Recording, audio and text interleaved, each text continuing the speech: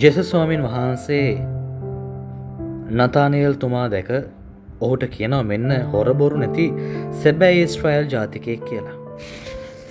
ඇත්තටම ඔබ මම ගැන තව කෙනෙක්ට කටක් කැරලා කියන්න පුළුවන්ද මෙන්න කිසිම වංචාවක් ප්‍රෝඩාවක් බොරුවක් කර නැති නියම මනුස්සෙක් කියලා.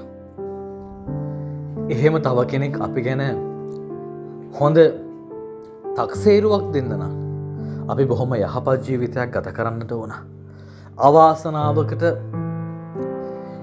යහපත් ජීවිතයක් ගත කරනවා වෙනුවට මේ ඉන්න මොහොතේ ඉන්න ජීවත් වෙන කාලේ කාලබිල සන්තෝෂයෙන් ඉන්නට ඕන මොන වැරදි කරත් කමක් නැහැ කියලා හිතන බහුතරයක් ජනතාව නිසා යහපත කරන්න උත්සාහ කරන කෙනාවත් පාපයට පෙළඹෙනවා. ඒක අපි අත්දැකීමෙන් දන්නවා. එනිසා මා ප්‍රේමන්තයනි ඔබේ මගේ ජීවිතවල විශේෂයෙන්ම අපි කතෝලිකයෝ විදිහට ජේසුස් ස්වාමීන් වහන්සේව අදහන අනුගමනය කරන පිරිසක් විදිහට හැම මොහොතකම අපේ ජීවිත හොර බොරුව වංචාව ප්‍රෝඩාව සැහැසිකම් මේ වගේ දේවල් වලින් ඈත් වෙච්ච හැකි පමණින් යහපත් වූ සාධාරණ ජීවිතයක් බවට පත් වෙන්නට උනා.